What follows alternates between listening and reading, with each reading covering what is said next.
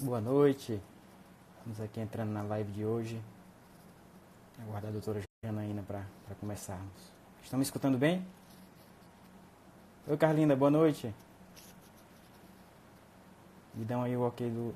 Me deem aí o ok do áudio, pessoal.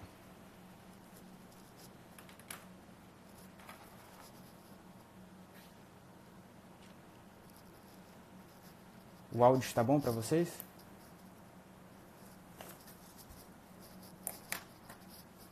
Oi, Carlinda, tudo bem?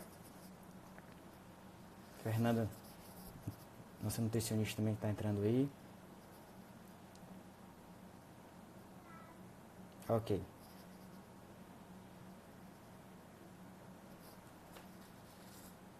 Ótimo, ótimo, Carlinda.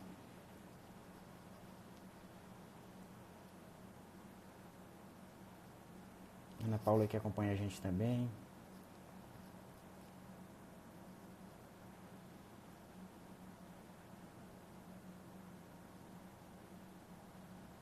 Boa noite a todos. Vamos começar mais uma live hoje. Nossa convidada é a doutora Janaína, endocrinologista. Vai ser uma conexão Maranhão, Minas Gerais hoje, São Luís, Belo Horizonte. Vamos conversar e bater um papo muito interessante sobre diabetes, low carb, cetogênica, jejum intermitente. E vamos lá.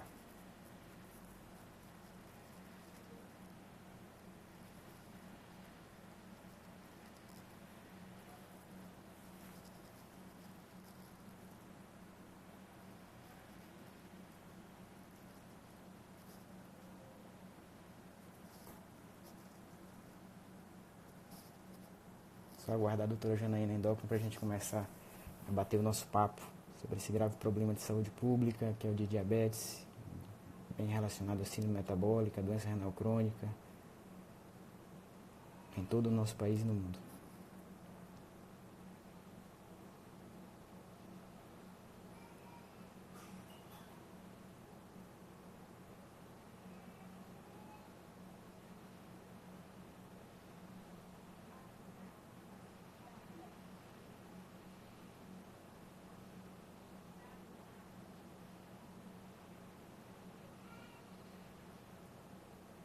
Eu vou entrar aqui, vou sair rapidinho e volto novamente, tá? Volto já. Só checar aqui com a Janaína. Oi, Sônia. Vou sair e volto já. Vou só checar aqui com a Janaína se houve algum problema para ela entrar. Ah, Janaína entrou. Oi, Janaína. Vamos lá.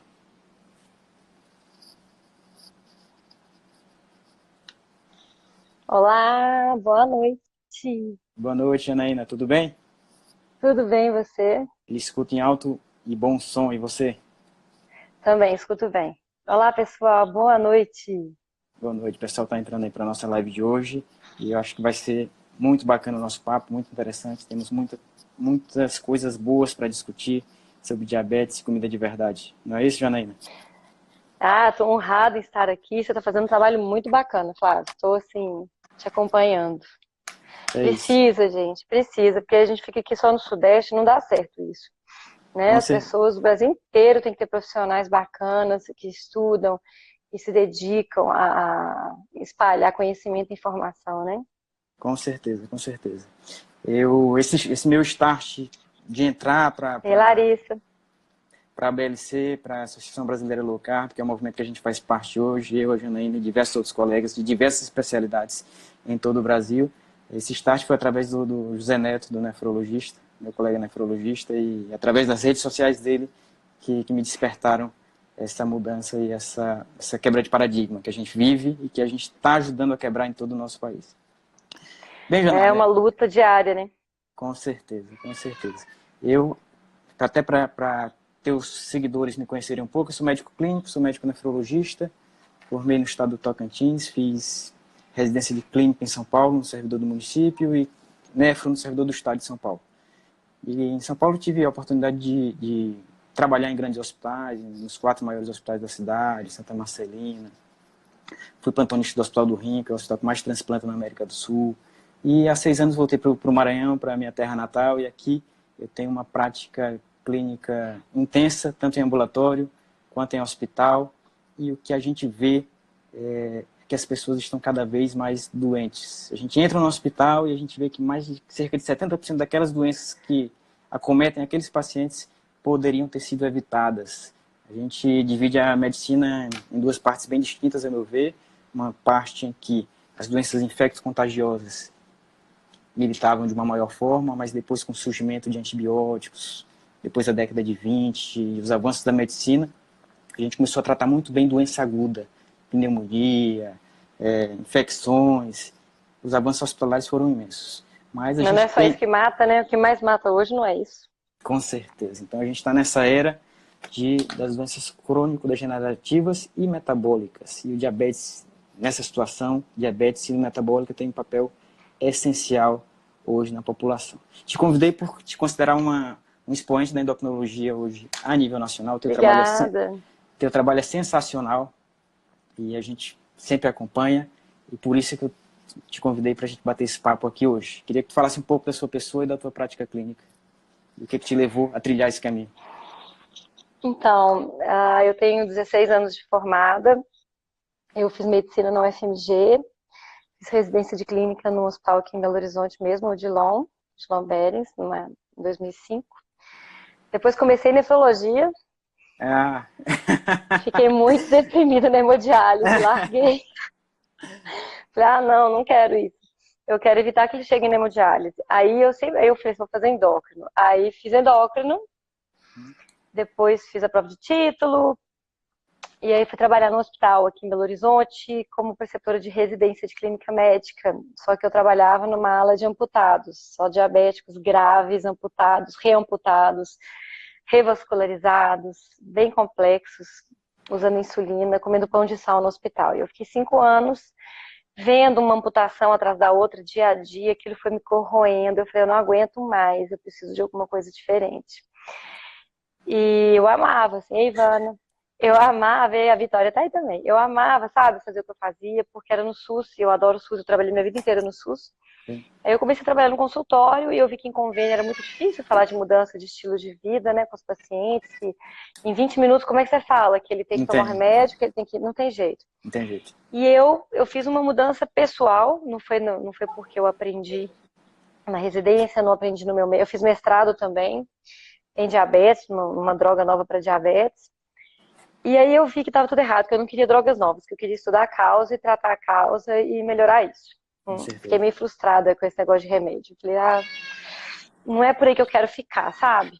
Sim, eu falei, eu quero estudar alguma coisa diferente, o efeito dos diferentes carboidratos. Aí meu preceptor falava, mas tem nada a ver, Janaína, carboidrato é carboidrato, caloria é caloria. Eu olhava assim, eu falei, não é isso não. Eu quero ver outras coisas. E nisso eu estava passando mal há 5 anos, eu tinha enxaqueca grave, eu tinha disbiose, intolerância à lactose, eu estava 5 anos sem comer carne, porque eu passava mal com carne vermelha. E eu amava carne vermelha, então as 2 coisas que eu mais amo na vida, que é carne e queijo, eu não estava conseguindo comer. Sim. Anemia, mal-estar, eu já tinha passado por 3 gastros, 2 endócrinos, eu tinha hipoglicemia reativa, sabe? E eu comecei a estudar nutrição sozinha, comecei em congresso para ver se eu achava alguma solução, e comecei a aprender sobre os grãos e o intestino permeável, que é o leaky gut, que hoje me interessa muito essa área. Me deram 1000 diagnósticos, né? Desde você tem um câncer oculto, que você não sabe qual é ainda, até intestino colo irritável, né? E eu falei, não tenho nada disso. E quando eu cortei os grãos, eu já não comia açúcar há muito tempo, isso eu já não fazia, mas quando eu cortei os grãos, e sem querer eu entrei mais ou menos numa dieta low carb, cetogênica, em 30 dias sarou tudo. Tudo. E desde então nunca mais tive nada. Eu falei, nossa, tá tudo errado, tem que estudar mais. E aí me falaram do Souto, eu entrei no blog do Souto, comecei a ler tudo. Aí vi os livros do Gary Taubes, aí comecei a ver podcast do Jimmy Moore, e eu fui mais pra cetogênica, porque eu tenho enxaqueca, né? Tinha, né? Comecei a me interessar sobre esse assunto. Então, a partir daí, eu vi que eu precisava falar mais com meus pacientes, aí eu tive que sair do convênio. Falei, eu vou investir no particular e vou ficar 1 hora conversando com meus pacientes. Aí hoje eu atendo 1 hora, eu fico 1 hora inteira conversando, explicando, desenhando, dando aula. E aí eu vi que eu estava revertendo diabetes, e aí eu vi que eu estava conseguindo emagrecer as pessoas, que eu já tinha, sabe, assim, desistido. O que aconteceu? Travou tudo aí, travou tudo. Vamos novamente. Vamos embora. Consegue? Então é isso. Vamos. Vocês me ouviram até que horas? O que eu falei que vocês ouviram por último? Eu acho que tu estava terminando aí a tua evolução, a tua experiência, a tua melhora dos sintomas, né? A retirada de grãos, acho que o pessoal entendeu bem. E o nosso tema de hoje é diabetes, né? O teu carro-chefe. Eu também gosto muito dessa área, até porque quando eu fui fazer meu R3, a minha primeira escolha era endócrino, e aí eu passei na nefro no final da clínica e acabei vendendo para a nefro. Mas eu gosto muito da área de endocrinologia e o diabetes realmente me fascina. Até porque, como você, ficou muito triste com os amputados, com aquela situação da doença final já, das consequências da doença. E eu vejo isso também no linha de defesa ao máximo para ajudar esse paciente na prevenção. Janaína, a gente sabe que diabetes era uma doença rara. Em 1800, 1900, a gente tem relatos bem fortes da raridade dessa doença e isso era encontrado, a gente só encontrava pacientes diabéticos geralmente em grandes tais, em grandes cidades. E casos têm aumentado, especialmente da década de 80 para agora. Onde a gente errou? O que a gente está errando? Tem uma história muito legal naquele livro do Gary Taubes, né? O Açúcar Culpado ou Inocente. Ele conta bem essa evolução do diabetes.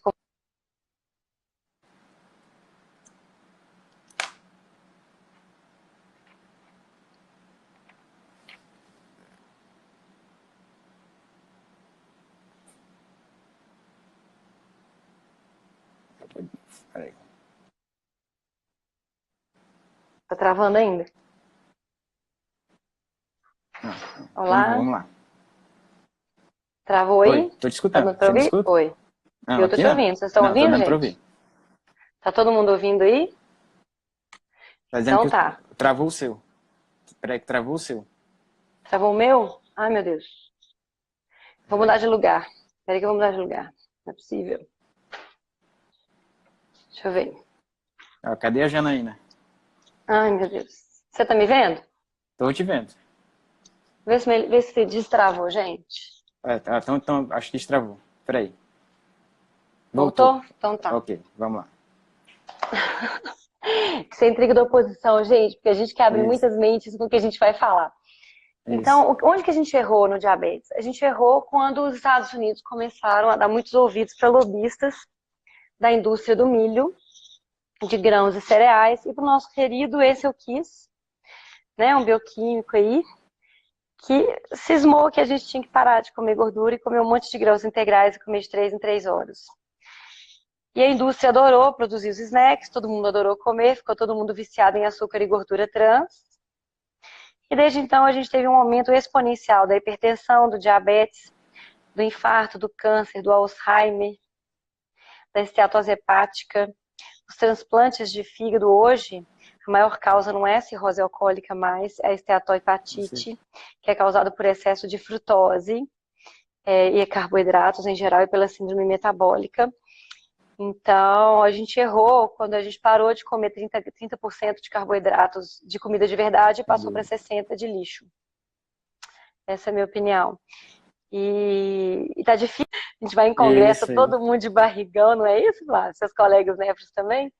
Que tanta gente na nossa área, né? Você vai no médico, tá gordo, fumando, vai no nutricionista, tá gordo, não é? Isso Todo aí. Eu mundo comendo mesmo, pão integral. todo mundo no pão integral. E isso tem uma história bem interessante, que na década de 50 teve um presidente norte-americano que teve um infarto, foi Eisenhower, e esse fisiologista que a Janaína citou, Eessel Kiss, o fisiologista de Minnesota, fazia princípios observacionais que não inferem causa e apenas associação, e a hipótese dele era que era gordura saturada e causava as placas de ateroma e os infartos. E a população empolvorosa queria uma solução para aquele problema de saúde, e esse monstro, esse mito nutricional tem ceifado milhões de vidas ao longo desses 70 anos de modo absurdo. Não. E mesmo ele sabia e admitia que não era o colesterol da dieta que era culpado, mas isso se perdeu. né? Isso se perdeu. Até ele admitia isso, até ele. Mas ele continuava achando que o colesterol no sangue causava infarto. E se você pegar um paciente hoje, tem estudos com 8.000 pessoas, pacientes que chegam infartando no hospital, não sei se leu esses estudos, os pacientes chegam infartando no hospital, você vai olhar o colesterol. Normal. 50% dos pacientes que LDL infartam tem o LDL abaixo de 100. 70% o LDL abaixo de 130, ou seja, considerado normal. Então, que tipo de marcador é esse? Né? Então, hoje nós sabemos que não é isso, que é inflamação. Correto? Que é a inflamação que é culpada. O colesterol está ali, ele é reparador, ele tá realmente, ele participa do processo, mas ele não é culpado. É como se fosse um bombeiro no incêndio. Você olha de cima, ele está ali, né? Mas não quer dizer que ele causou incêndio. Tem outras coisas que participaram disso, né? Sem dúvida alguma. E o papel da indústria alimentícia, nesse caso você citou muito bem, é essencial. E desde há décadas eles têm uma luta feroz para disputar o nosso paladar. E para isso eles fazem de tudo. Uma mistura explosiva de sal, açúcar e gorduras ruins. E gordura. Buscando a hiperpalatabilidade dos alimentos para que a gente se vicie. E aí tem aquele slogan, é impossível comer um só. É tudo que querem. Não são eles que vão ter as consequências. Então, para eles é muito fácil. Na verdade, eles têm as consequências também. Que eles também estão comendo muita porcaria. Sem dúvida.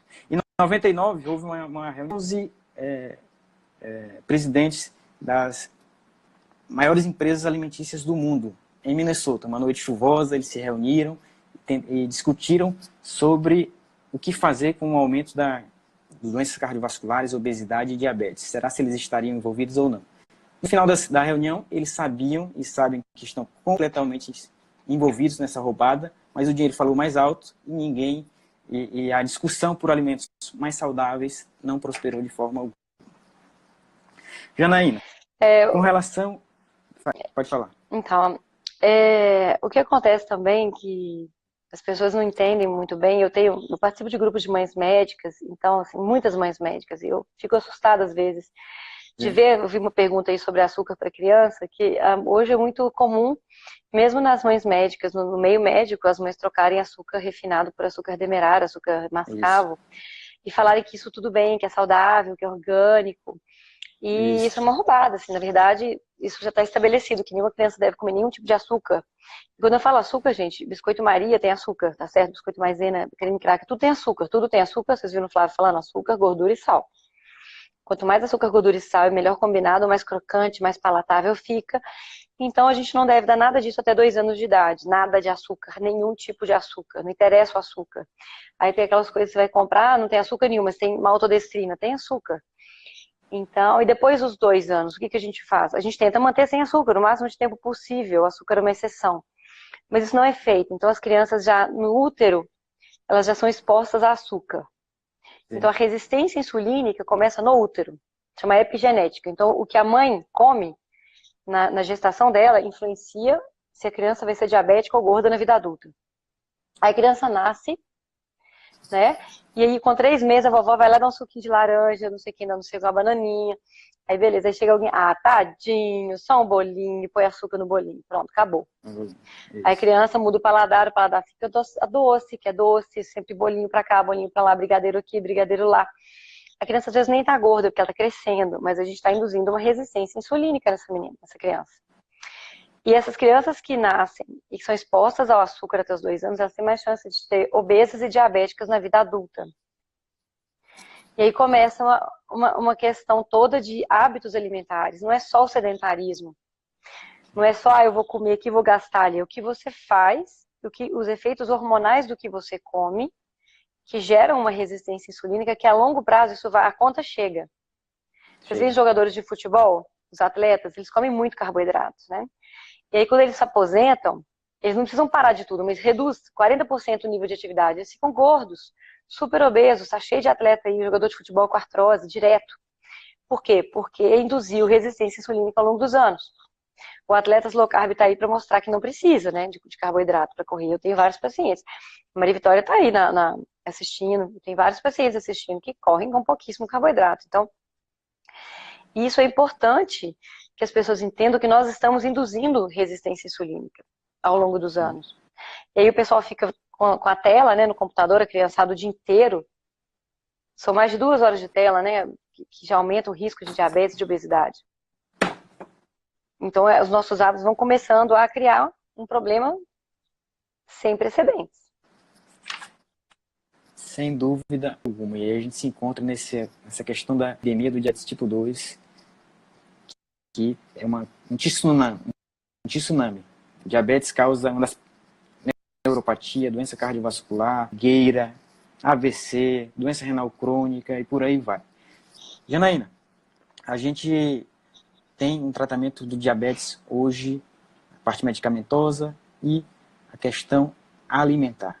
Qual seria o tratamento padrão hoje para o diabético tipo 2, aquele gordinho com 40 anos de idade, um IMC acima de 30, esteatose hepática, um ácido úrico algo elevado, triglicérides 300, um HDL baixo, que é um paciente de ensino metabólico. Típico, né? Desse tipo de situação. Típico. Fala o tratamento preconizado ou o tratamento que eu dou? O que a gente dá.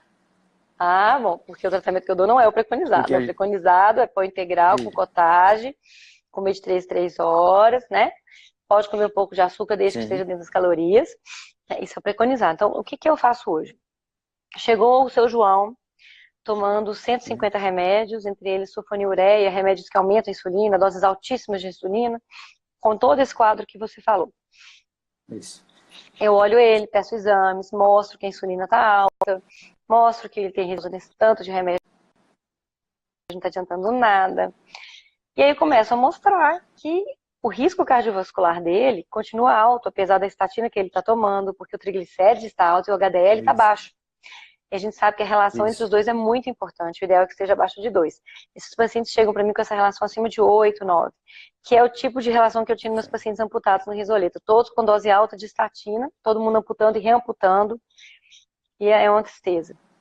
Então, esse paciente chega para mim, a primeira coisa que eu faço é pegar os remédios e dar uma higienizada.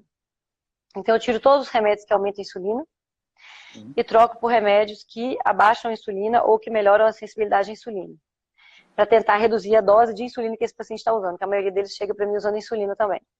Sim. Então, com isso, eu já consigo reduzir a insulina horrores. Aí eu peço exames e eu peço para assistir alguns textos meus, eu leio uns vídeos meus, umas palestras, mando uns livros para ele ler, para tentar mudar o mindset de parar a pessoa, porque a mudança de paradigma é muito grande, os médicos dele não vão gostar.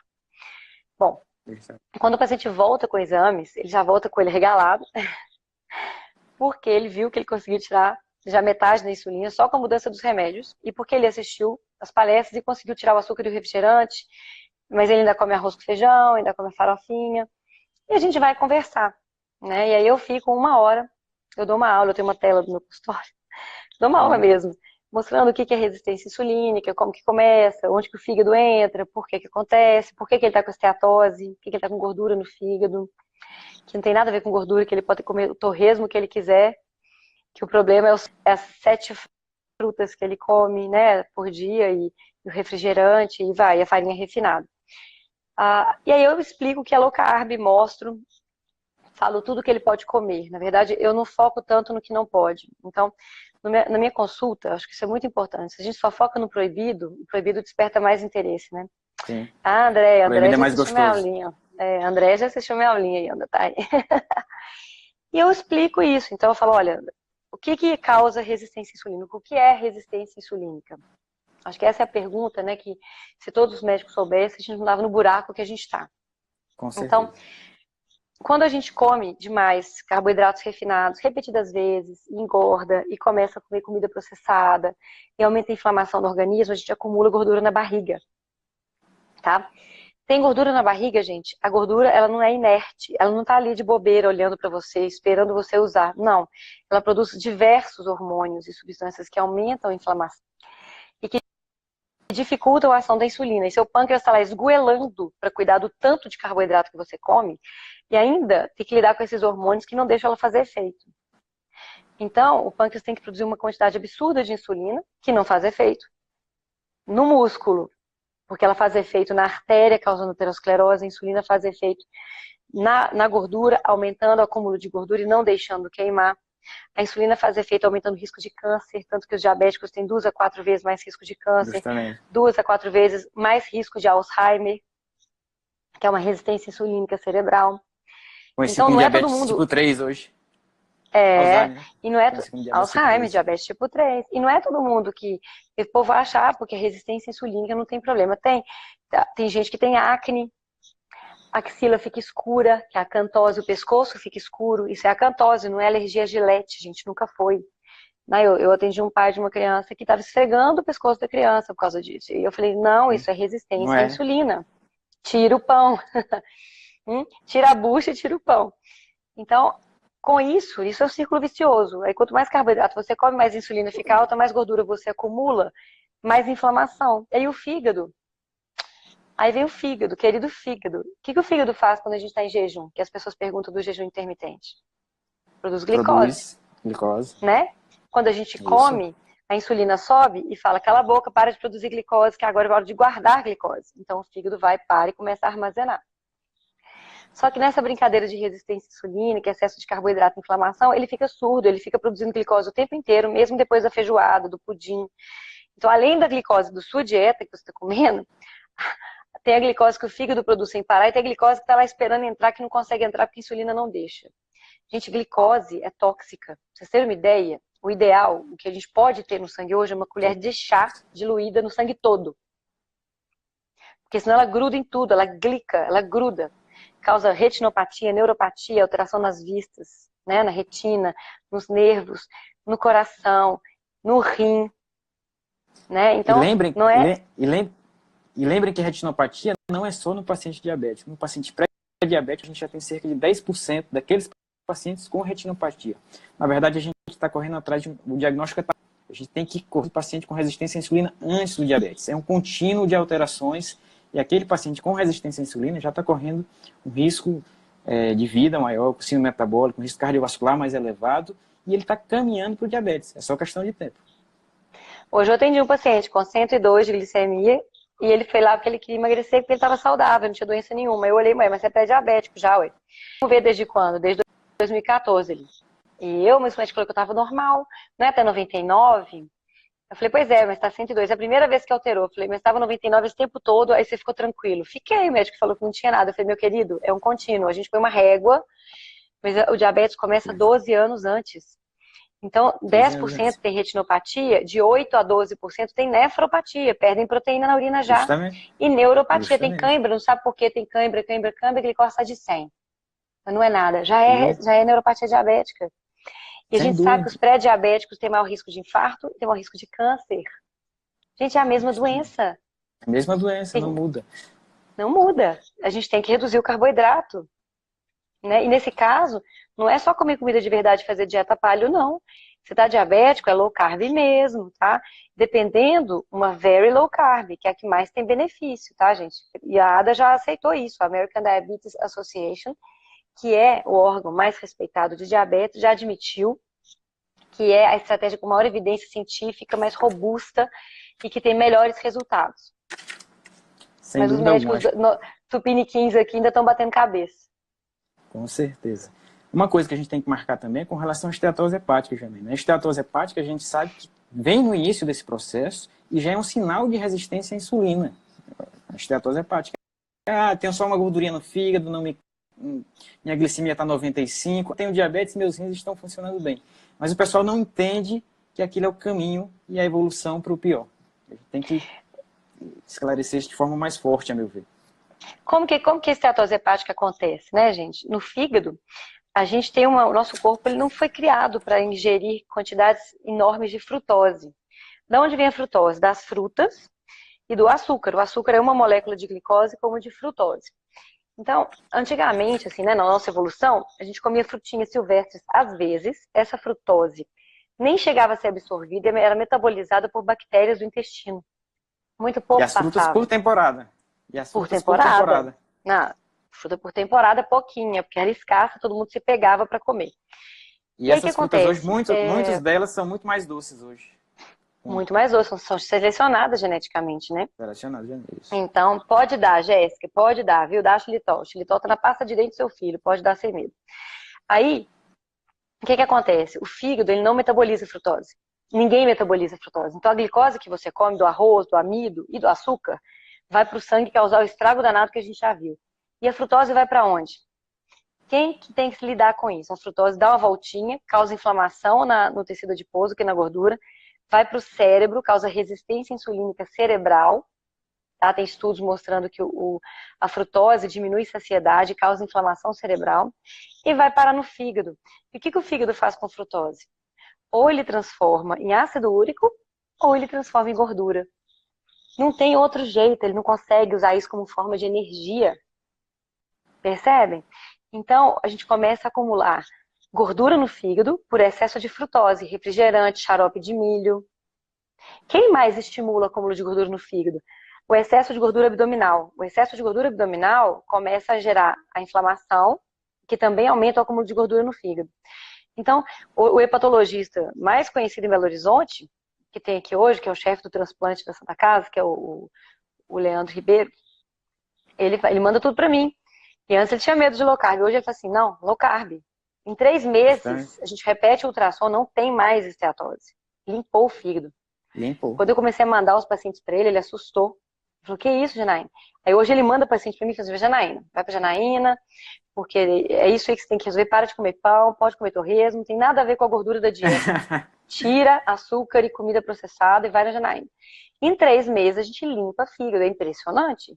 Hemocromatose melhora, esteatose melhora, e esses pacientes estão evoluindo para cirrose, né? Então eu tenho pacientes já com cirrose, por causa da esteatose, a gente limpa da esteatose, a cirrose não sai, não é reversível, mas ela estaciona.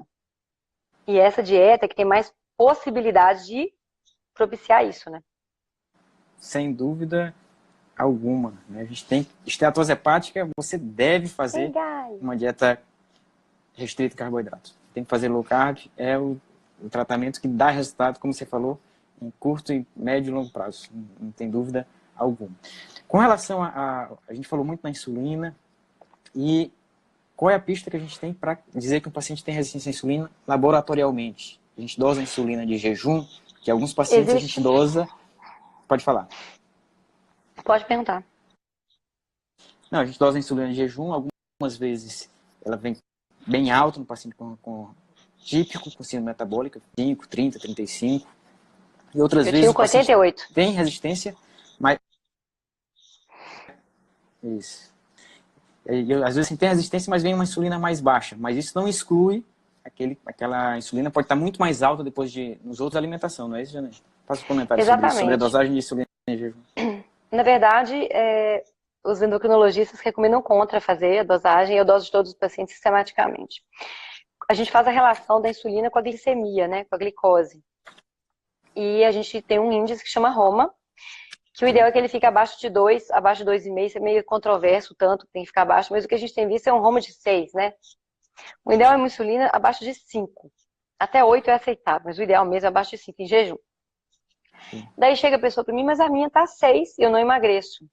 Ela fala, tá, ok, se for pela insulina, isso só quer dizer uma coisa, você não está no último estágio, que quando você dorme e não come o tempo inteiro, ela baixa. Que bom. Baixa.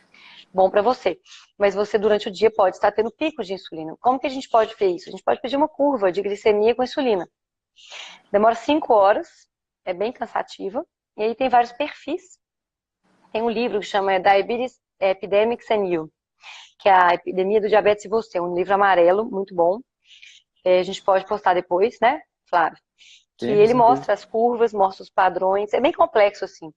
Eu raramente peço, porque a pessoa chega para mim com a acantose, que é a axila escura, com obesidade central, se ela já tem ácido úrico alto, ela já tem resistência insulínica. Então, quais são os sinais clínicos e laboratoriais de resistência insulínica para que a gente não precise ficar obcecado com pedir a curva de 5 horas, né? Então, ácido úrico alto, HDL baixo, triglicérides alto, não interessa o LDL, colesterol ruim, dane-se o LDL, não faz diferença nenhuma para falar o que é resistência insulínica. Né? Então, ácido úrico alto, HDL baixo, triglicérides alto, insulina em jejum alta, lógico, a glicemia se vê alta, ótimo, melhor ainda, para ajudar. E exame físico, acantose, né, axila escura, virilha e pescoço escuro, mulher tem muito. Ovário policístico, se a pessoa já tem um diagnóstico de ovário policístico, ela não precisa nem de exame, ela tem resistência insulínica desde sempre e vai sempre ter. Genético, o que a gente faz é amenizar e controlar, né? Se ela já tem história de pré-diabetes, já é resistência insulínica, né? Não tem conversa. E diabetes tipo 1 pode ter resistência insulínica? Claro, todos têm depois de muito tempo, porque eles comem carboidrato e usam muita insulina. Então, se você usa muita insulina, você expõe seu corpo a muita insulina, você gera resistência. O Jason Fung fala isso, né, seu colega? Se a gente toma muito antibiótico, eventualmente fica resistente. Se usa muita insulina, fica resistente. Porque você expõe o corpo a muita insulina, né? Esse livro é fantástico. Né? Quem não leu, por favor, leia. Leia. Código do Diabetes, Jason Fung. É muito bom. E ele explica a esteatose também muito bem. Eu gosto dele porque ele explica a esteatose bem legal também. Meus pacientes que têm esteatose e resistência insulínica e estão pré-diabéticos, eu mando ler. Porque eles acham que eles não têm diabetes. Aí quando eu leio esse livro, que fala, putz, mas a esteatose é a resistência à insulina no fígado e é o principal e o primeiro degrau para o diabetes. Se isso fosse parado desde o princípio, a pessoa não evoluía para diabetes, porque é o fígado que fica surdo primeiro, né? Geralmente antecede o diagnóstico de diabetes em cerca de 10 anos, algo do tipo. Antecede. E também lembrando que a insulina alta leva à hipertensão arterial, faz parte desse processo, porque aumenta a reabsorção de sódio e de água a nível do rim. Então, por isso que quando a gente faz uma low carb, reduz a insulina e água nos primeiros dias. E às vezes a gente tem até que repor um pouquinho mais de sal na comida, algum caldo de osso, alguma coisa, para que a pressão não caia drasticamente. E a gente reduz diurético, né, Flávia? Eu tiro diurético de vários pacientes quando eu começo a dieta e uso diurético. Eu peço para medir a pressão diariamente, suspendo o diurético, às vezes nunca mais volto o diurético. Eu tenho paciente que eu tirei todos os antipertensivos, né? E essa questão do mal-estar, né, da low carb, que é o início, que as pessoas falam, ai, quase morri, essa dieta mata, deu dor de cabeça. Na verdade, isso é perda de... Porque no rim nada é de graça, né, Flávio? Flávio sabe disso. No rim tudo é uma troca, né? Você troca uma coisa, um íon por outro.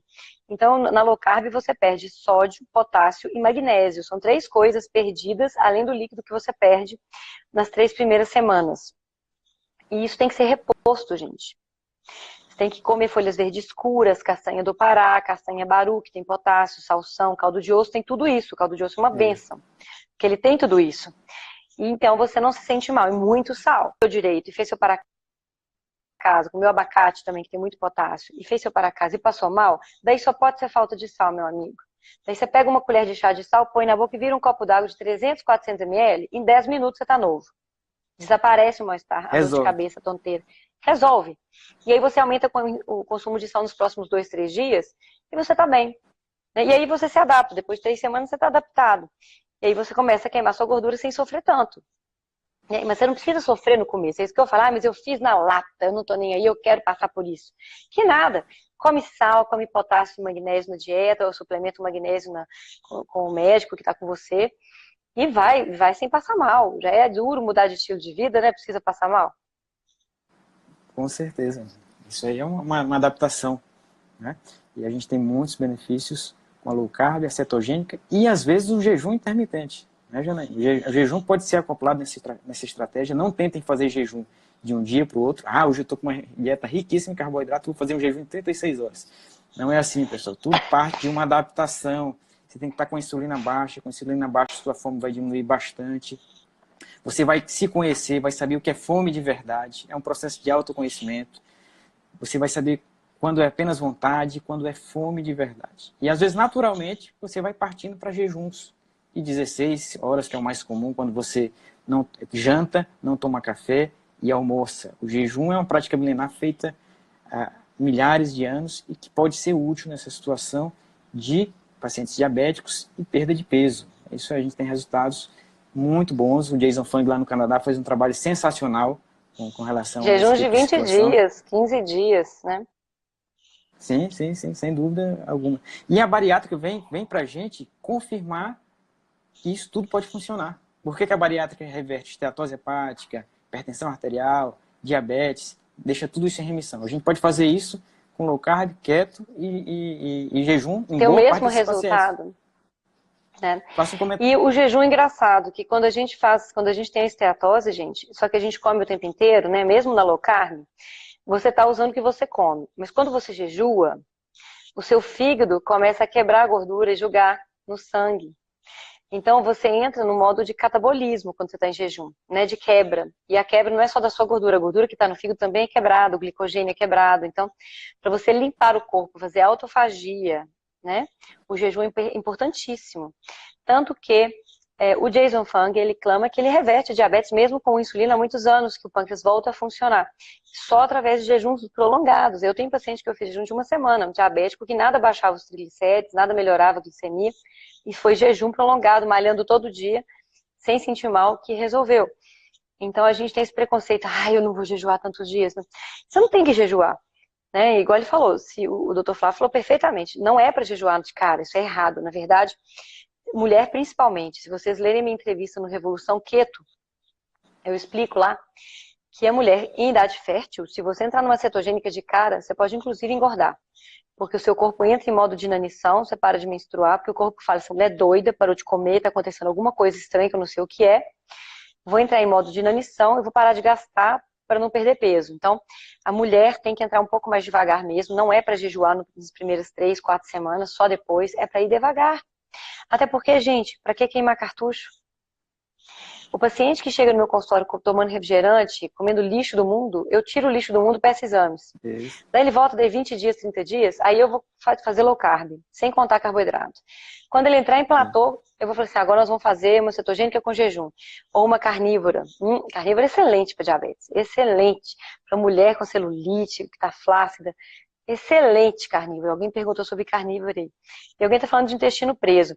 A maior causa de intestino preso na low carb é falta de sal e magnésio, gente. A flora intestinal muda também, né? Então eu sou suspeita, mas o kefir ajuda demais. E muito sal, mais sal e magnésio suplementado ajudam também, tá? Botar água. Melhora. E depois melhora o intestino preso. Assim como a insônia do começo, que você fica com tanta energia que não sabe nem o que fazer, né, Flávio? Você teve insônia? Não tive. Tive um pouquinho de intestino preso nas primeiras 2 ou 3 semanas, mas depois se adaptou muito bem, obrigado. Outra coisa importante é que o volume fecal diminui bastante, até porque a gente come alimentos muito Come mais menos, né? nutritivos. Come menos alimentos mais nutritivos, né? O que a gente chama de densidade nutricional. Então, as carnes são excelentes, as vísceras especiais, né? Fígado, moela, o que você quiser comer de víscera, mande brasa, a não ser que tenha uma contraindicação específica, uma doença renal crônica mais avançada, em que a gente tenha que restringir algum tipo de situação. Mas o segredo é escolher os alimentos com alta densidade nutricional, pessoal. E quando a gente vem para uma dieta rica em farináceo, a gente está indo para alimentos de baixíssima densidade nutricional. A gente tem que tomar muito cuidado com isso, porque dá para fazer uma low carb muito suja também, né, Flávia? As pessoas às vezes vêm para mim fazendo uma low carb comendo torresmo o dia inteiro porque é gordo. E isso é uma coisa que realmente não é interessante. Hoje eu falo que a gordura venha com a proteína venha com a gordura. Né? Na cetogênica, para enxaqueca, para câncer, tudo bem suplementar MCT, né, que é o triglicéridos de cadeia média, a gente faz. Mas tem que ter esse cuidado. Então, os vegetarianos aí, que 3 pessoas aí já perguntaram, eu não consigo acompanhar, gente, preciso me ajudar. Ei, Léo, os vegetarianos podem fazer low carb. Ovo lacto vegetariano é muito mais... Flávio, nós temos que gravar essa live, juntar os vídeos e postar no YouTube. Você consegue fazer isso? Consigo. Amanhã a gente... Você tem canal no YouTube? Tem canal. Amanhã a gente sobe, em 3 partes até agora. Se a conexão não cair novamente. Vamos juntar as partes, eu consigo tentar juntar. Se você me mandar, a gente junta, sobe pro seu, pro meu, porque esse aqui tem que ficar pra história. Ah, sim, com certeza. Onde é que a gente estava? Você estava falando... A gente estava falando dos vegetarianos. Você tem experiência com vegetariano, Flávio? Não tenho. Não tenho experiência com vegetariano. Eu tenho experiência, eu tenho até vegano. Deixa eu te contar, o vegano é um problema, porque eles têm muito problema assim, de deficiência vitamínica, né? Muito difícil, aí eu tenho que suplementar. E aí eu mando para o nutricionista. Mas os vegetarianos, eu tenho vegetariano que faz cetogênica epilético. E tá muito bem, gente. Então, DM1, diabéticos tipo 1, a low carb não é high fat, é high protein, né? É muita proteína e pouca gordura, os diabéticos tipo 1. Porque tem uma diabética tipo 1 te assistindo aí, que ela é vegetariana e diabética tipo 1 e faz low carb. Você viu aí? Ela tá te assistindo, ela tá perguntando aí. Então, tem que ter ajuda mesmo. Vocês têm que ter endócrino que sabe fazer isso, né, gente? Alguém perguntou se a acantose reverte com a dieta. Gente, você sabe que melhora muito? Depende do grau de acantose, reverte sim. Assim como metformina também. Zenaide, eu não acredito que você está me assistindo, Zenaide. Zenaide está assistindo, beijo. Então, até me perdi. A metformina é muito importante, sim.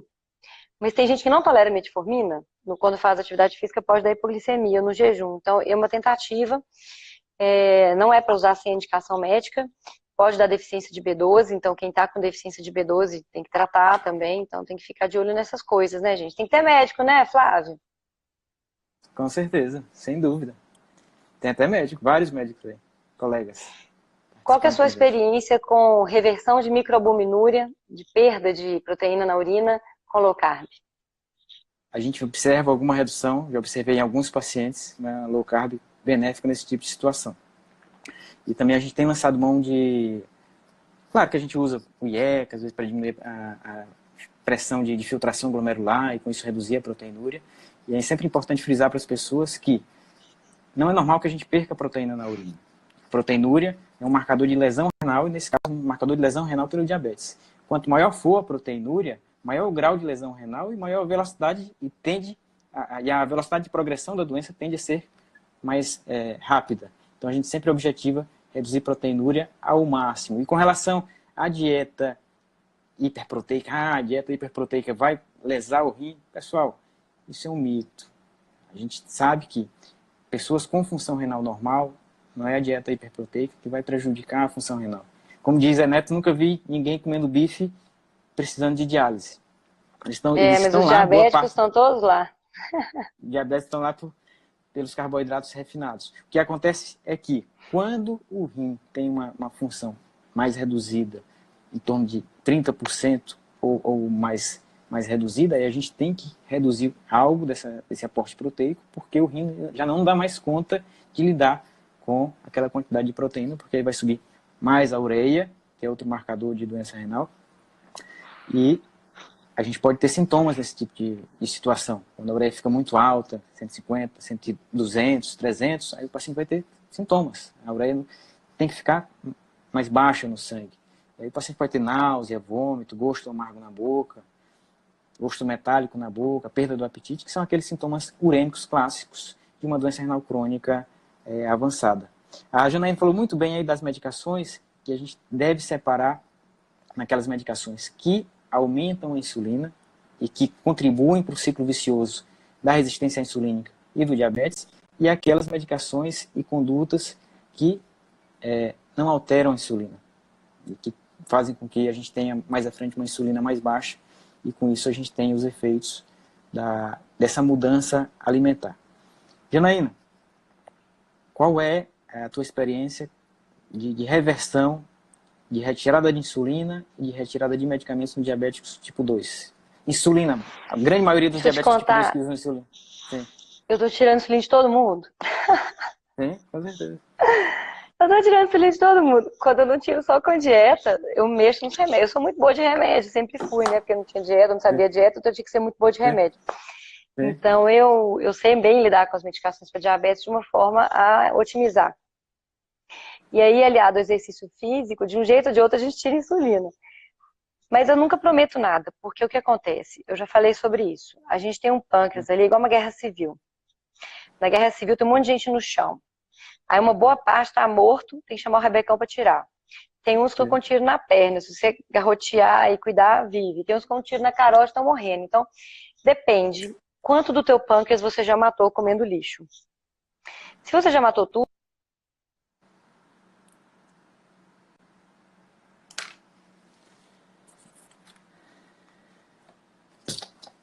Travou o meu?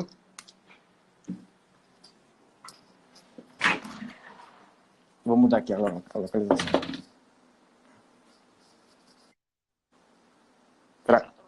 Oi, travou o meu? Travou o meu aí? O seu travou. Será que o pessoal tá me ouvindo? Vamos ver. Vou mudar de lugar aqui também em casa. O meu tá bom? Você tá me ouvindo, Flávio? Tô te ouvindo. Tá bom. Vou mudar aqui a localização. Tá, então você me perguntou sobre a retirada, né? Eu tô falando que... Isso. Depende do estado do pâncreas. Então, se tem o peptídeo C baixo, pode ser que não tenha mais célula viável.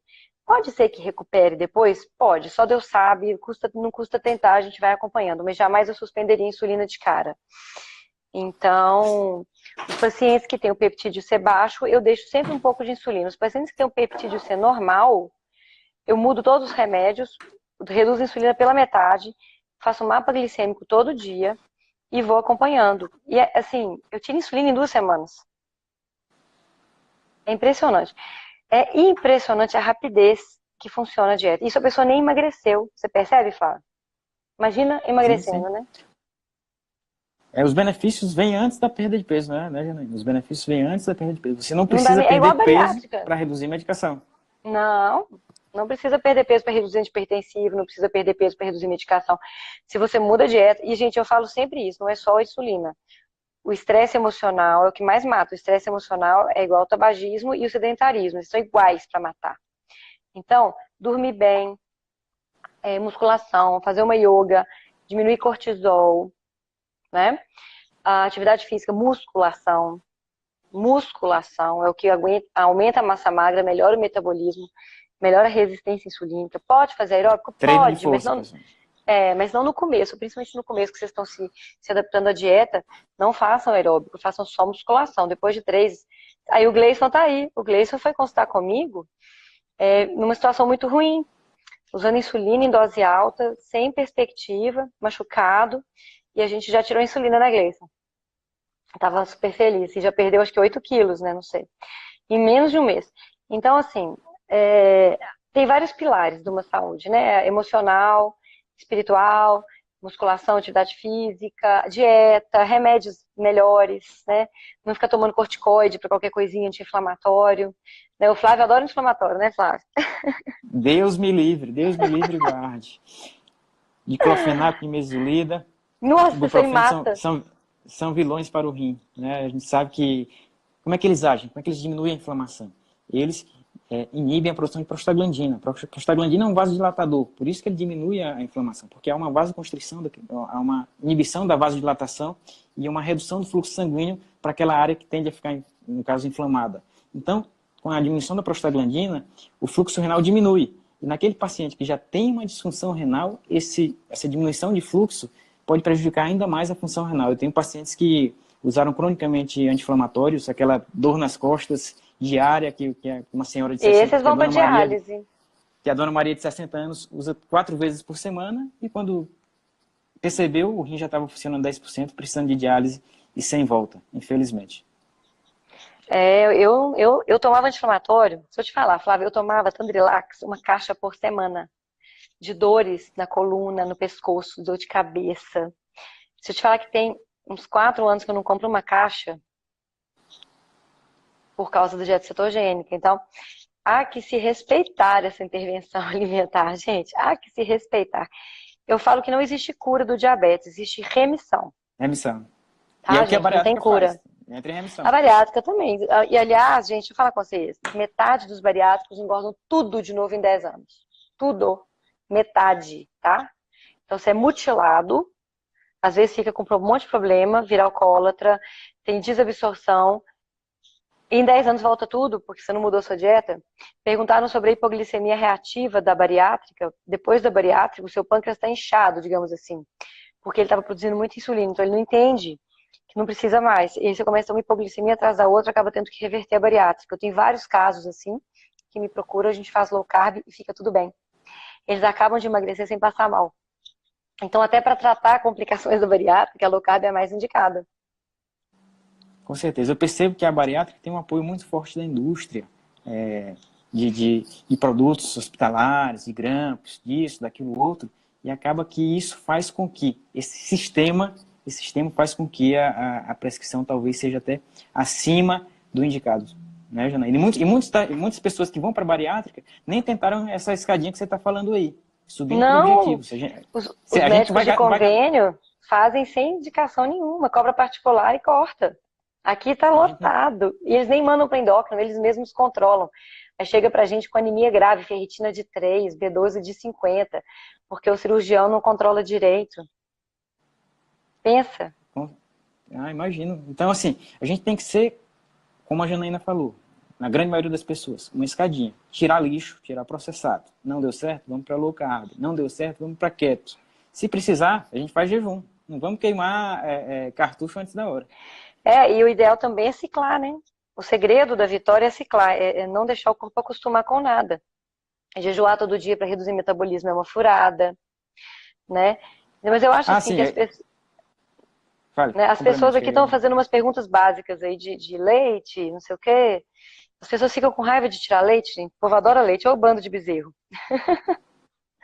O leite tem a lactose, gente. É meia colher de sopa de açúcar em 200 ml. Fora a Glicose mais lactose, galactose. é a glicose mais a galactose. Ah, mas é no lac, né? Zero lactose o leite. Mentira! Eles colocam a lactase, que é a enzima, quebra a lactose e fica tudo boiando. É pior. Fica tudo separadinho. É mais fácil ainda. A glicose sobe mais rápido. É doce se você beber. Além disso, o leite tem a caseína. A proteína do leite é pró-inflamatória, ela aumenta a inflamação. Isso é muito ruim para quem tem ovário policístico. Dificulta muito a perda de peso se você se enche de leite. Fora as alterações dermatológicas, de acne, no autista, caseína.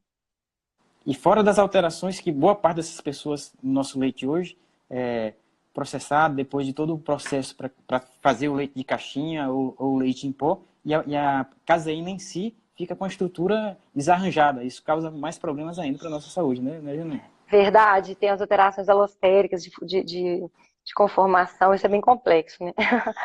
Eu sempre falo, pessoal, não exagerem no leite, como derivados mais gordos de leite, porque a gente precisa realmente de um pouco de cálcio, a mulherada precisa mesmo. Mas saibam que o leite é uma péssima fonte de cálcio, e que fonte de cálcio boa é queijo gordo, né? O kefir quebra a caseína. Quem tá perguntando aí, ó, todo mundo pode tomar kefir, gente. Para, eu sou esposa do Mister Kefir, já eu vou falar para depois ninguém falar que eu mentindo aqui. Então eu sou esposa do Mister Kefir, tá? Eu tenho conflito de interesse. Mas eu tomo kefir há mais de 20 anos, antes de conhecer o Léo. Quando eu vi que ele fazia kefir, eu falei, agora eu caso, tá? Então o kefir, verdade. O kefir, ele quebra a lactose e ele quebra um pouco da caseína.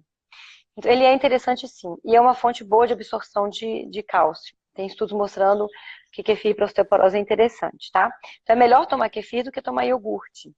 E é melhor tomar coalhada com leite integral da fazenda do que iogurte do supermercado também.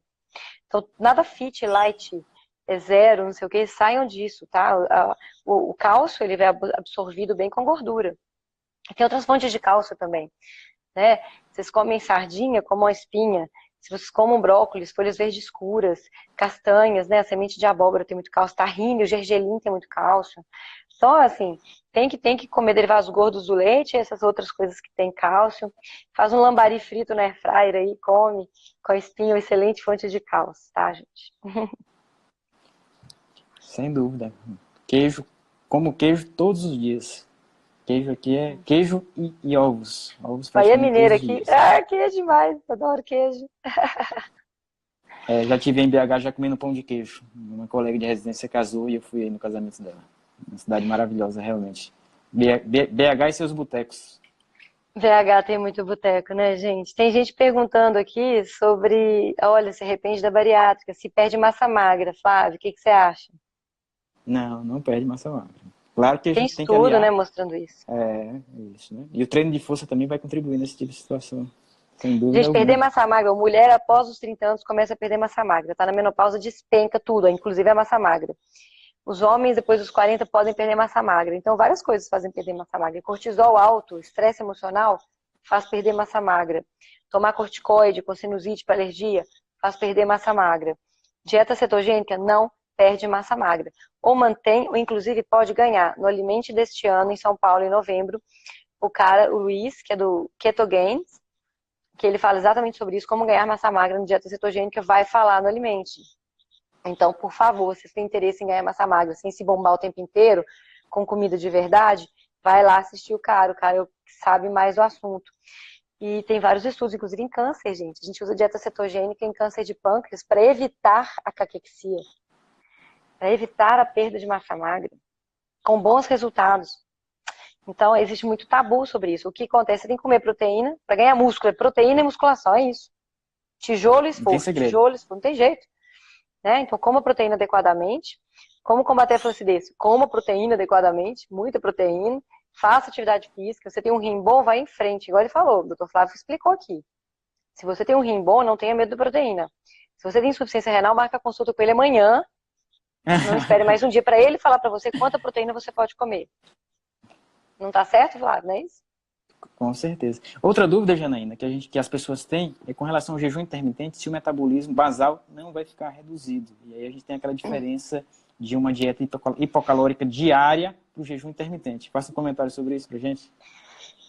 Tem um estudo sobre The Biggest Loser, que foi um programa americano no qual eles ficaram um tempo, não sei se foi 3 meses, fazendo dieta hipocalórica. Hipocalórica, sim, eles comiam 3.000 calorias, foi para 1.500. Para eles era hipocalórica. E fazendo muito exercício, muito exercício, muito exercício. Perderam 40 quilos, 50 quilos, né? Depois de 6 anos, eles chamaram essas pessoas para ver como elas estavam. Todas tinham engordado de novo, exceto o cara que fez a bariátrica, porque viu que ia engordar tudo de novo. E elas faziam o mesmo tanto de exercício que durante o desafio. Ou seja, fazendo 10 vezes mais exercício que antes de tudo começar, eles engordaram tudo de novo e se não fizessem, engordava mais ainda. E o metabolismo estava reduzido mesmo após 6 anos. Então, o que eu quero dizer com isso? Dieta hipocalórica é um problema. Então, se você faz dieta cetogênica com jejum e não tem fome nenhuma, isso pode ser um problema se você estiver comendo poucas calorias. Doutora, como saber se estou comendo poucas calorias? Use o Fat Secret. Como é que eu uso o Fat Secret? No meu YouTube tem um tutorial. Vai lá e olhe e começa a ver quantas calorias você come. É mulher? Você não faz nenhum exercício, está comendo menos de 1.200 calorias, já está hipocalórico. Se você não menstrua, já quer dizer que está tudo errado. Homem que malha, come menos de 1.800 calorias, 2.000 calorias, tem alguma coisa errada. Então, a gente tem que olhar isso com muito carinho. Então, o jejum feito igual, todo dia, comendo pouco, dá problema. Seu corpo acostuma a gastar menos energia. O ideal é que você faça intermitente, inclusive de dias da semana. Dia sim, dia não. Isso é para quem está emagrecendo, gente. Se você já está na sua meta, você já emagreceu. Se você tem câncer, jejue todo dia. É ótimo, aumenta a autofagia, não faz mal nenhum. Mas nutra-se, coma bem na sua janela alimentar. E lembre-se que o jejum não compensa uma dieta ruim. As pessoas estão fazendo muito isso. Comem besteira, jejum. Comem besteira, jejum. Isso é um tipo de bulimia, tá? É a mesma coisa que tomar laxante, que vomitar e que tomar diurético. Muito cuidado com isso. O jejum não compensa uma dieta ruim. O jejum faz parte de um estilo de vida. Você come quando tem fome, come até ficar satisfeito. Coma coisas nutritivas. O Dr. Flávio falou, com uma densidade nutricional alta. Né? Isso é muito importante. Então, eu sou contra. Chega gente para mim jejuando 36 horas por semana, todo mundo gordo, ninguém emagrece. Eu olho para a pessoa e falo assim, nós de pegar na mão fria. Eu falei, já reduziu o metabolismo. Aí a tireoide bichou, tá tudo ruim, a gente tem que repor hormônio tiroidiano, tem que fazer comer mais. Aí como é que melhora isso? Comendo. Comendo proteína, fazendo carnívora, né? Jejuando diferente. Não é fácil, não. Aí precisa da Jana aqui, do Dr. Flávio, precisa de gente que tem experiência com isso. Nutricionistas. No desafio que a gente fez aquele desafio da quaresma e do carnaval, tinha pessoas ali que sabiam tudo de cetogênica, jejuavam todo dia, comiam pouco carboidrato e não emagreciam nem 1 quilo. Por quê? Porque fazia igual, tudo igual, não mudava. Tudo igual há muito tempo, o metabolismo reduziu. Aí a gente fala, muda isso, muda aquilo, faz isso aqui diferente, come mais disso, come menos daquilo. Chacoalha esse negócio aí, né? Aí a pessoa volta a emagrecer. Porque a perda de peso não é assim não, tá, gente? É assim, platô. Assim, platô. É assim mesmo. Então não pode esperar que vai cair para sempre até chegar no seu objetivo sem ter nenhum platôzinho, nenhuma dificuldade no caminho. As dificuldades são esperadas, a gente lida com elas. Com certeza, sem dúvida alguma. Vamos mudar a chave para diabetes tipo 1, Janaína. Diabetes tipo 2, a gente conversou, uma doença baseada em resistência à insulina. Diabetes tipo 1 é outra situação. Houve uma doença autoimune que as células beta-pancreáticas são destruídas, geralmente uma predominância na infância, na adolescência, e o paciente não produz a insulina. Tanto é que a insulina é tão anabólica que aqueles pacientes com deficiência de insulina no diabetes tipo 1 tendem a ficar, naquela época que não tinha insulina antes da década de 20, ficavam bem magricelos, né, Janaína? Oi, você está me ouvindo? Estou ouvindo. Você me escutou? Escutei. Então, eu vou falar rapidamente, já tá, eu não posso ficar muito mais, Tranquilo, que eu tenho que levar meu neném. Mas, tá, o diabetes então, tipo 1, uma coisa que eu quero chamar muita atenção que eu quero que as pessoas entendam. O diabetes tipo 1 não é só da infância e da adolescência, gente, muito cuidado com isso. Estou pegando gente de 40 anos, sendo tratada com tipo 2, é tipo 1, chama LADA. Sim. No meu site, tá lá, janainacoene.com.br, tem uma barra de diabetes, sei lá, o que é diabetes, quais são os tipos de diabetes. Entrem lá e leiam o que é LADA, o que é tipo 1, que o LADA é o diabetes autoimune do adulto. Às vezes ele é mais brando, responde a remédio. E aí a pessoa acha que não precisa usar insulina. E na verdade, se ela usar 2 unidades de insulina uma vez ao dia, o pâncreas dela dura 20 anos e nunca vai usar insulina 4 vezes ao dia. Mas se você dá metformina e glibenclamida, que é o remédio que eles dão no posto aqui para todo mundo, aí a pessoa fica ótima, 5 anos. Depois a glicose explode, ela tem que usar insulina 4 vezes por dia para sempre. Então, como é que a gente sabe se é tipo 1 ou tipo 2 é o diagnóstico? Digamos que você tem 30 anos, não é mais criança. Sua glicose está alta. O que faz você pensar numa diabetes autoimune? Isso é importante, porque você tem que entrar com insulina na hora, para proteger seu pâncreas. Depois a gente diminui com o carb, mas tem que entrar na hora. Então é beber muita água, ter muita sede e perder peso muito rápido. Eu perdi 8 quilos em um mês, tô bebendo muita água, tô com muita sede, tô comendo e não engordo, só tô emagrecendo. Isso aí tem que ficar de olho, que pode ser tipo 1. Como que eu sei? Você dosa os anticorpos. Tem anticorpos que a gente dosa. Se for LADA e o anticorpo anti-GAD, anti-GAD estiver muito alto, vale a pena entrar com insulina um pouquinho, nem que seja um pouquinho. Porque a glicose vai controlar com remédio, mas você preserva pâncreas. Então é interessante lembrar que até 50 anos de idade pode ter diabetes tipo 1. Sim. Né? E depois disso, que fez o diagnóstico, como é que a gente trata diabetes tipo 1? Low carb, high protein. Por que high protein? Porque gordura a gente não consegue controlar com insulina. É muito difícil, muito imprevisível. Então a gente faz uma dieta de baixo carboidrato, não necessariamente cetogênica, entre 30, 40, 50 gramas de carbo, depende da pessoa. E muita proteína. E daí a proteína, a gente usa 2 tipos de insulina rápida. É isso que ninguém faz, as pessoas estão querendo tratar low carb e não sabem. Para o carboidrato, usa ultra rápida, que ela faz efeito em 10 minutos. Para proteína, a gente usa insulina regular, que é aquela antiga do posto de saúde, que demora meia hora para fazer efeito, dura 3 a 4 horas, e por isso que ela é boa para proteína. Então a gente usa 2 tipos de insulina para comer e uma insulina basal para manter a glicose normal. Então tem que ter endócrino, não adianta fazer sozinho. Os nutricionistas precisam ficar atentos a isso. E eu falo aqui em primeira mão, Flávio, posso falar uma novidade? Claro, fique à vontade. Gente, isso ainda não é oficial, nós estamos soltando ainda o marketing, mas eu estou dizendo para vocês em primeira mão que nós estamos abrindo uma pós-graduação low carb na Universidade PUC, aqui em Belo Horizonte, a partir de setembro. Já está no site, mas a gente ainda não divulgou, só para nutricionista, porque eles não aceitaram que fosse diferente. Mas é um começo, tá? Mas assim, a gente precisa de nutricionistas que entendam, e eu vou dar aula nessa pós-graduação, e eu vou explicar bastante sobre isso, a gente vai estudar o Bernstein, a gente vai falar sobre todas as doenças, e é um lugar mais tranquilo. A de Viçosa foi um sucesso total. Eu dei aula na de Viçosa, é uma pena que não abriu turma, é por isso que a gente está abrindo, a PUC chamou a gente para coordenar, então a gente está abrindo essa pós, eu, a Daniela Godoy, a Maria Vitória Abreu está aqui, né, Maria Vitória? Eu não resisti. A Maria Vitória cuida de toda a parte de processo, até aula de marketing médico vai ter, de marketing nutricional, de processos, especialistas do Brasil falando, ensinando tudo para os nutricionistas. Então, acho que é uma oportunidade, gente, quem conhecer nutricionista, que quiser fazer, por favor, divulguem, vai valer a pena. Ela não é uma vez por mês, né? Ela é mais frequente, porque são muitos tópicos, mas eu sinceramente acho, hein, Vitória? Vitória tá aí ainda? Médico não pode ir, só nutricionista, infelizmente. Maria Vitória, acho que ela estava aí, só não desistiu. Então, a gente vai fazer para médico também, mas não nesse lugar. Então, isso que eu falo, podia fazer aí também, sabe? No Nordeste tinha que ter um curso, Flávio, você podia coordenar.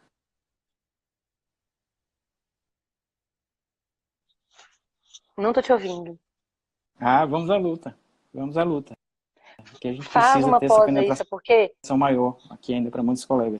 Vamos fazer, a gente faz Vamos à junto, luta. a Aqui gente no organiza. Nordeste a gente precisa ter uma penetração do cardio. Precisa, o Nordeste está engordando, e o Nordeste não tem médicos tão capacitados assim. É uma ótima ideia. Faça isso, Gostei. abre uma Vamos pós conversar aí. Eu sobre achei que isso. era impossível até acontecer, sabe? Bora fazer um curso para diabetes tipo 1 Certo. aí, ensinar Certo. os Vamos médicos. conversando sobre isso, Janaína. Ué. Tá bom? Eu tenho que ir. Certo. Vamos lá. Vamos. Tem neném. Muitos Você tem projetos neném, pela você tem frente. neném aí? Vai lá, vai cuidar lá do bebê. Grato pela... Alô? Tem. Vai 11 meses, mas está com minha esposa. Também é nefro. Tá ali no O sofá. meu tá com 1 ano e meio. O meu tá com 1 ano e meio, o Pedrinho. Tá bonitinho também. Me escutou? Escuta. Oi, escutou? Tá ali com minha esposa. Tá ali com minha esposa. Que Isso, tá ali com minha bacana. Ela é esposa. médica também. Tá Isso. fazendo aí na Federal aqui. Ótimo. Vamos finalizar então. Para quem não entendeu, o Bernstein é um diabético tipo 1 de Nova York, norte-americano. Ele não era médico e naquela época, na década de 30, 40, quando ele viu que o diabetes dele não estava legal, ele foi fazer medicina e foi estudar sobre diabetes tipo 1. Na verdade, ele estudou a doença antes de fazer medicina, viu que o caminho era low carb no DM1, os médicos não deram bola para ele, né? fez medicina para, como médico, poder falar sobre low carb em DM1. Hoje ele tem mais de 80 anos e ainda está atuando lá em Nova York. Ele abraço, reverteu Janaína, todas brigadão, as complicações. tudo de bom, a gente vai falando. Foi muito bom falar contigo e um abraço, gente, muito obrigada. E poder utilizar dos teus conhecimentos. Você somou bastante aqui. Tchau, tchau. Com certeza. Um abraço.